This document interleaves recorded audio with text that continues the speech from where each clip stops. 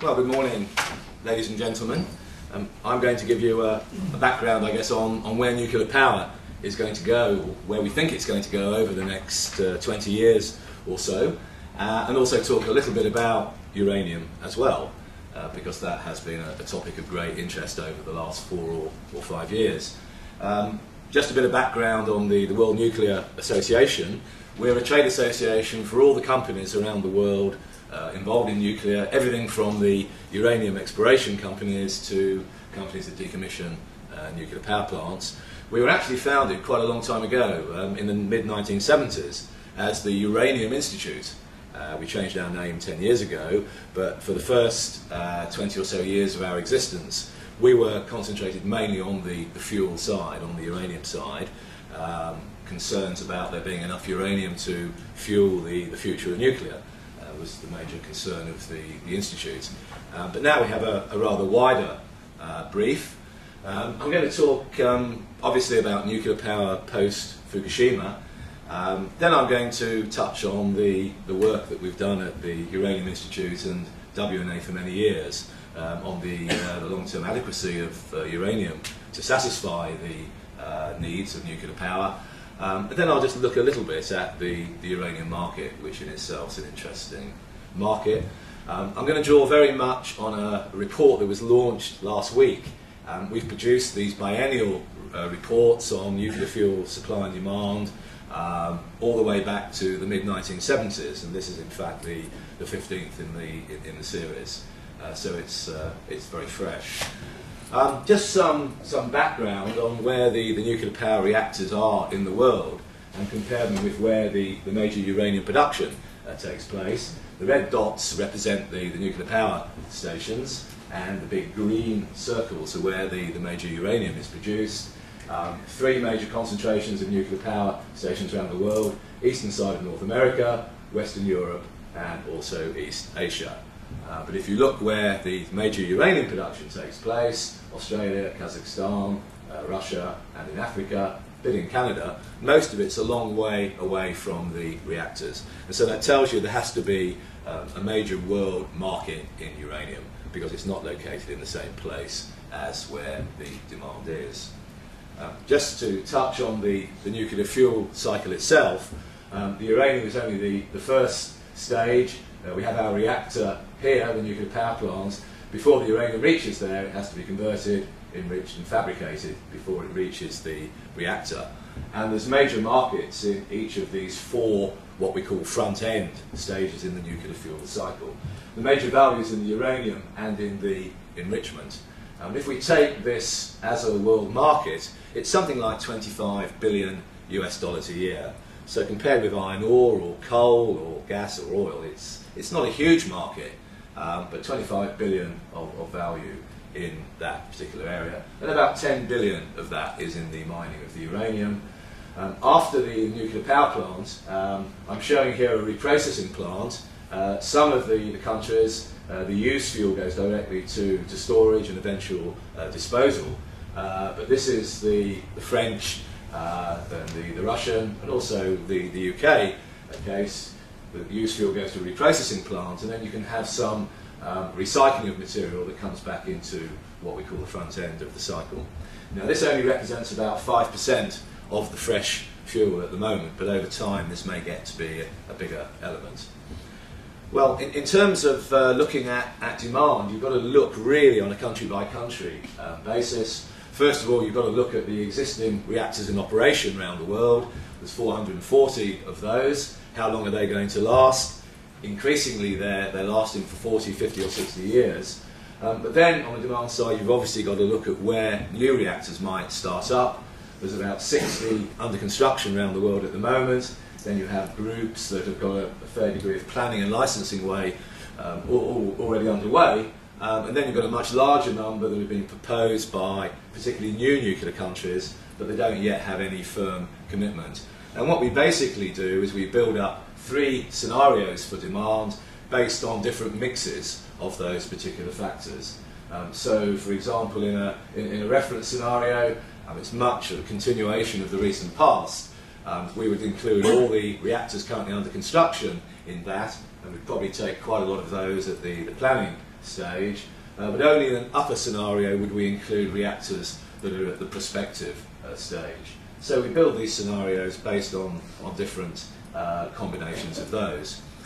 Just to reflect briefly on Fukushima, I think there are some positives that you can draw following the accident. And one of them is that the world energy situation is fundamentally unchanged. We need more clean power, and we can argue that nuclear can, in many countries, play a role towards achieving that. Lessons will obviously be learned from the reactor, and I think one thing that will happen is that there will be more attention placed on the used fuel as it came out of the reactor, as that caused quite a lot of problems at Fukushima. But actually, as an association, we believe that beyond the very negative images of an accident being shown on CNN and the BBC, more attention and discussion of nuclear will actually be to our benefit. And in particular, I think one thing that will happen is that people will become more aware of radiation, more knowledge. I think that can only be good for the industry. But if we look from the more negative side, I think, and it's early days on this, because the regulatory commissions are still looking at the various reactors around the world, I think it is likely that there'll be more expense for some of the operating plants around the world, and that might mean that some will shut down a little bit earlier than previously expected. And it's possible as well that some of the new reactors may become more expensive as well. But as I say, it's still fairly early days on that. It'll take some time before all the lessons are learned. And I think as well it might now be more difficult to build reactors in some of the countries where public opinion has been very, very difficult. So looking at new nuclear countries prospectively in perhaps Southeast Asia, Malaysia, Thailand, Indonesia, don't have nuclear power at the moment. They're seriously looking at it. Public opinion is quite powerful in those countries. They are subject to tsunamis. It might make it more difficult to get reactors. I think another feature is that, unlike an air crash, an accident at a nuclear reactor goes over a long period of time. And so the story about Fukushima, say it's going to run for months and months, it might well run for years and years. And I think it's the economic cost of the evacuation of the people that will turn out to be the big cost for the nuclear sector. Well, just looking at where we're seeing nuclear generating capacity going to 2030, we're currently at about 380 gigawatts worldwide. You can see there's quite a big divergence by 2030 in our three scenarios. Our lower scenario, nuclear generating capacity remains fairly constant up to 2020, but then quite a lot of the reactors in operation around the world get to be 30 or 40 years old, and without many new reactors in this scenario, the generating capacity begins to fall. The opposite case being the upper scenario, where we have lots of new reactors, both in the existing nuclear countries, but also getting in the 2020s into new nuclear countries. We've got basically a doubling of nuclear generating capacity by 2030. And that would keep its share of world electricity roughly where it is today, which is about 14%.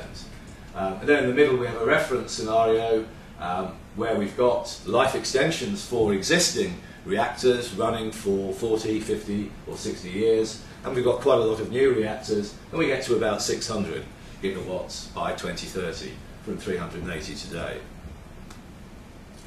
Just looking at where these increases in capacity are going to take place, the world going up to 614 gigawatts by 2030.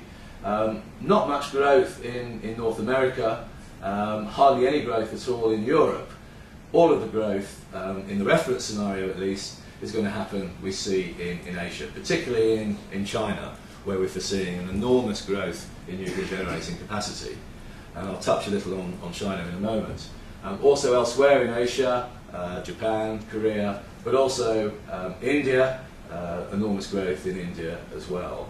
And so the whole balance of the industry has shifted very much from the developed nuclear countries in the West, very much to Asia today. And in terms of number of reactors, China in 2009 had 11 in operation. We're expecting 102 new reactors by 2030.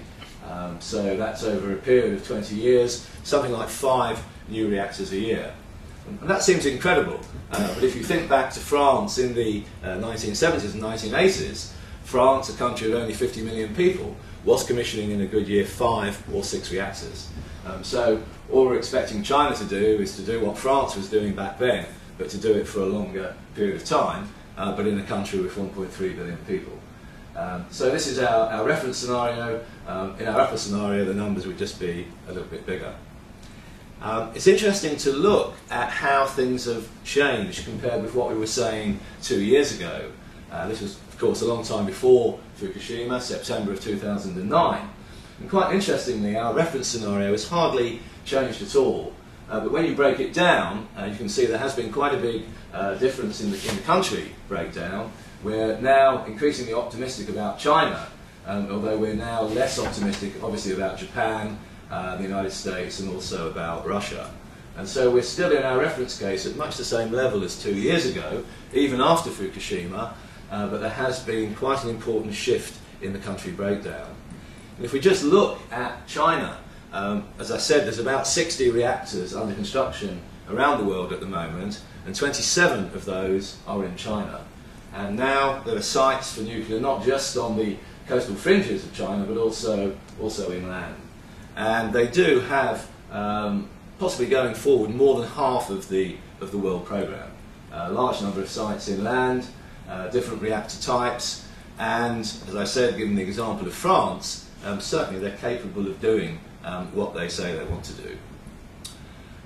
Just moving on from forecasting generating capacity to forecasting reactor requirements, or the demand for uranium and for enrichment, you do need to take a number of factors into account, all explained in the report, but I don't want to go into them in any great detail.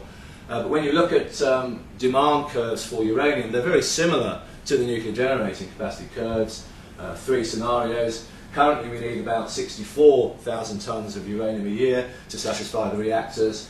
Going forward in the reference case, that will go to about 110,000 tonnes by 2030, and in the upper case to nearly 140,000 tonnes.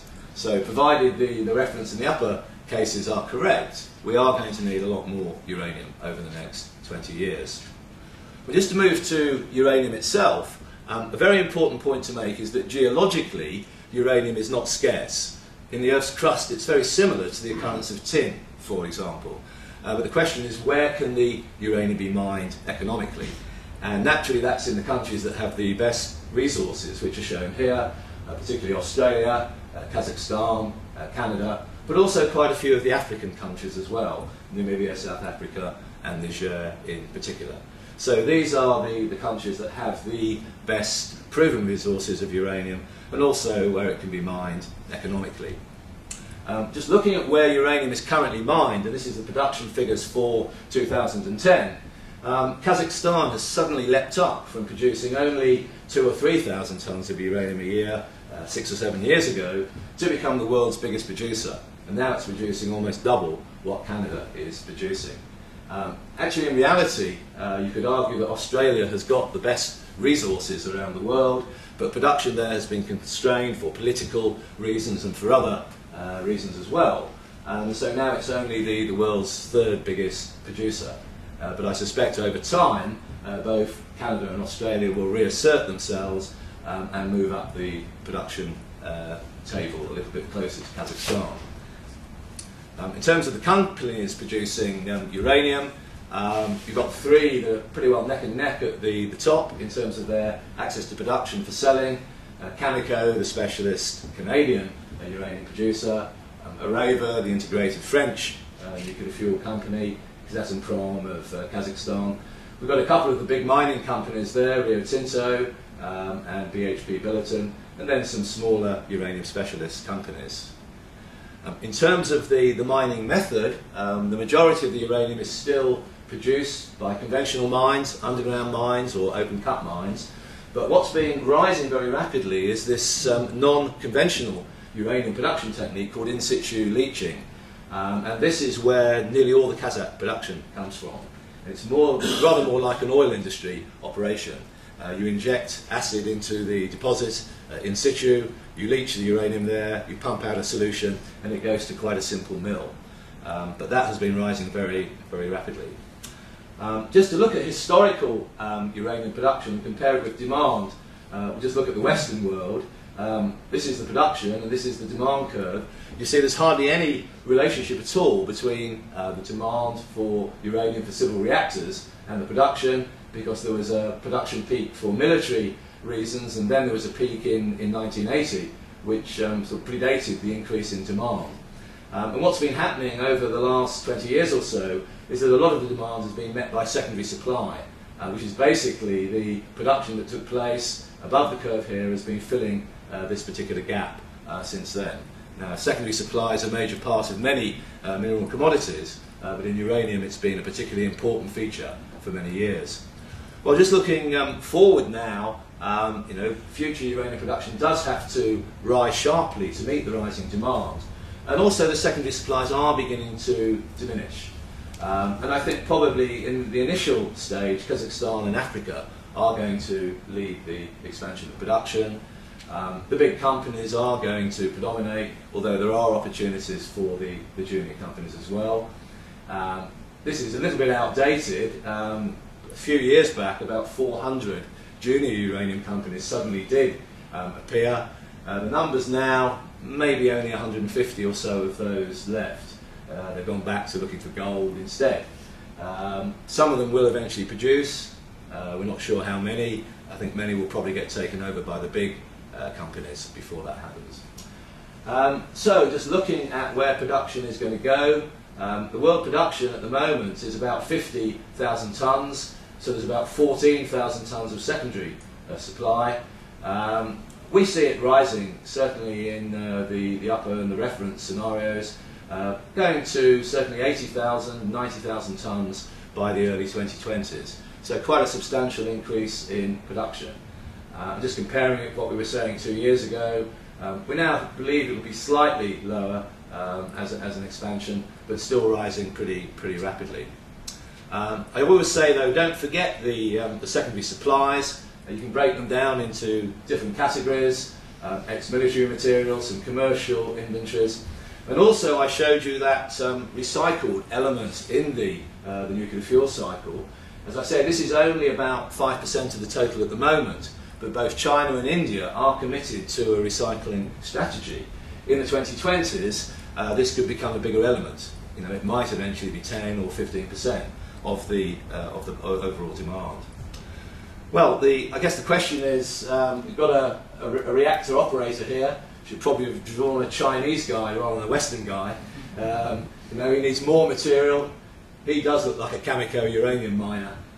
Is he going to say, sorry, we're out of material? When we put the demand and the supply sides together, I think we reached the conclusion that certainly as far as the mid-2020s, and this is the reference demand curve together with all the supply categories, if we look at the different mines under development and planned and prospective, we believe that the demand and the supply will be pretty well in balance going forward. And if we have an upper demand curve, there is actually the resource in the ground. We're just going to need that much more production. That might mean higher cost mines will have to come in, but we believe that the world has got plenty of uranium and that it will satisfy demand. Just to look briefly at the uranium price and reasons why it's got kind of crazy behaviour. If we just look at the spot uranium price, for many, many years it was stuck at about $10 a pound, just fluctuating slightly around that. Suddenly in 2003 it took off and it peaked at $137 a pound exactly 4 years ago from today. And since then it's fallen back down almost as quickly as it rose, but with a few corrections along the way. And it's now settled at around $50 a pound. And it seems from the evidence of the market that every time the price falls below 50, someone comes in and buys, probably Chinese and Indian buyers who are looking to their future reactor plans. And so there does seem no prospect of the price going back to the $20 or $30. It did fall to $40 after Fukushima, but it's stabilised pretty well at around $50 now, with some fluctuations up and down. Now, why did the price rise so rapidly in the past, it's a very strange market, which I try and describe in this particular slide here. There's really four markets, not just one market. There's one market for each of those first four front-end areas. Contracts tend to be very long-term, often 15 or 20 years in the future. Reactors are only usually refueled once a year, so the buyers don't have to be in the market all the time. Inventories are an important part of the market, as fuel can be easily stored. Although a lot of it is under long-term contract, the spot market is quite important. It smooths out the blips in supply and demand, and the prices are relevant in long-term contracts. It's a market with very few participants, a lack of transactions, so it's illiquid, and it's not very transparent either. All the long-term deals are highly confidential, and our data on prices is somewhat limited beyond the spot market. The spot market's pretty well covered now. There's auctions of material. It's even quoted on a daily basis. But all we really have on the contract prices are estimates and some historic series. I think it's reasonable to say the market hasn't functioned that well, given the fact it was very low for a long time. I mean, really the price should have started rising rather sooner than it did, but it kept getting delayed by secondary supplies being found.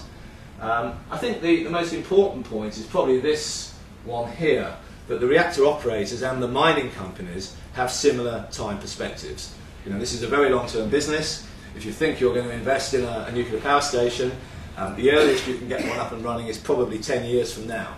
A long time in the planning, a long time in the construction. Very similar to uranium mining. You know, again, time horizons are very long. And so really the reactor operators and the mining companies should be able to do good business together. And that's why you have this preponderance of long-term contracts.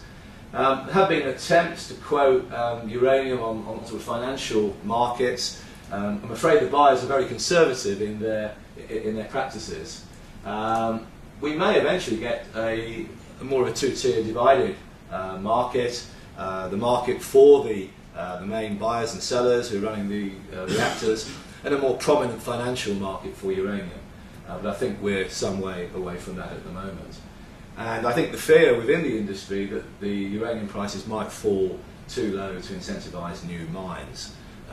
Certainly at $50 a pound, that does rule out quite a lot of the prospective mines going forward.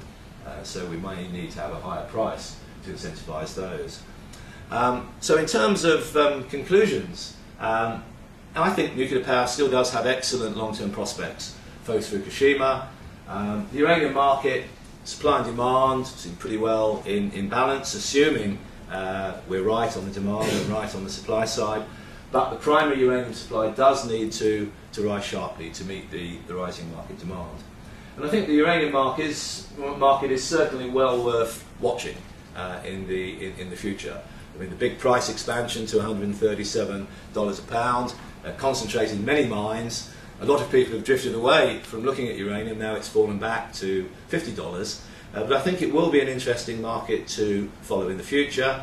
It's a somewhat imperfect market, and I think there are prospects for people to make money in that particular market. But you've got to know what you're doing. Thank you.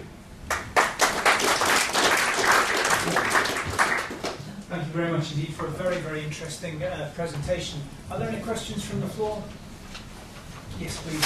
So you described that it's a long-term relation, because the perspective both on the mining as well as on the offtake side is a long-term perspective. So I guess the take-off contracts are several years with price indexation to an index. How does that impact new market entrants and smaller players in the market? Because obviously you have the large power companies who have long-term relationships, partly even integrated if you look at Aviva. How does that? I think they have to try and develop some relationship with the major buyers, and I think for the prospective mines in, say, Namibia, Niger and other African countries, of which there's many pretty good deposits, they are going to have to talk to the Chinese and the Indian buyers. That's where the increase in demand is going to come from. And I think in many cases those buyers don't really want to buy on the spot market or even buy on long-term contracts. They want to take equity stakes in the mines, and the Chinese are already showing that in a big way. when I've spoken to the Chinese, they've said that what they really want to do is to secure their supply for the next 30, 40 or 50 years by taking stakes in the best mines. They say at the moment the prices they're being offered are too high.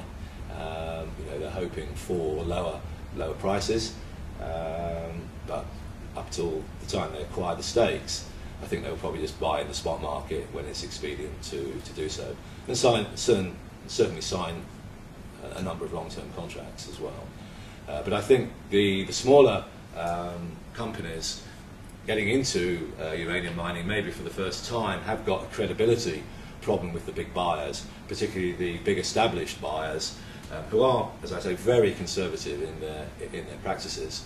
But it hasn't stopped Kazakhstan rising from 3,000 tonnes of uranium a year up to 18,000 tonnes over the last 6 or 7 years. But I guess that's mainly former Soviet offtake. It has a certain element of that, but there has been a lot of investment in these new in situ leaching mines. Some of it's come from in partnership with Western partners. I mean, Cameco and Areva have got joint ventures there, and Uranium One, a former junior company, somehow or other that they managed to get some assets in Kazakhstan. It's not quite clear how that happened. They've now been bought by ARMZ, the big Russian company. So they've done pretty well. So it is possible to leave the ranks of the junior company and become a major company, but there won't be too many examples of it, I don't think. So, what is the cost of the technical development, mining in situ, leaching, seeing that Kazakhstan has come out? It's relatively low. I mean, the problem is that most of the deposits in the world are not amenable to in situ leaching, but it's a way of mining economically deposits that would probably be uneconomic if you use conventional means. So the grades in Kazakhstan are not particularly high, and to mine them conventionally would be uneconomic at $50 a pound. But certainly the long-run marginal cost of production there is below 50, and the cash cost is probably only 15 to 20. So they're making very good money, I think, from the from the market at the moment. It wasn't that long ago the price was only $10. Obviously, costs have gone up quite considerably over the last 5 years in all mining ventures, but that shows you there were people still making money 5 or 6 years ago over a price of only $10 a pound, or at least a spot price of that. Long-term contracts might have been $16, $17 or $18 a pound at that time. If you are a low-cost operator, you can make very good money. And I think just looking at mines going forward, to some extent the Kazakh expansion could go a lot further. They could go up to 25,000 or 30,000 tonnes a year. The limitation on them really is not technical ability or finance or anything. It's that nobody wants to buy everything from Kazakhstan, because there is a degree of political risk there. People will maybe buy half of their requirements for uranium from one country, but they like to diversify supply, which argues you've got to increase production from other centres as well. And I think eventually Canada and Australia have got the best deposits. Looking very long term, I think they will reassert their position as perhaps being the biggest producers in the world. But we may be looking 20 or 30 years into the future there. Kazakhstan have been very successful at meeting a southern market need, but I'm not sure that is going to run for a long time in the future. They've got resources to keep at 15 to 25,000 tonnes a year for maybe 15 or 20 years, but beyond that, it's going to get more difficult for them. Okay, Stephen, we do have some other questions that would like to be asked, but we're going to try and keep to time. Yep. So if there are questions, please ask them at the Coffee break. Yep. But in the meantime, we'd like to thank you once again for your excellent presentation.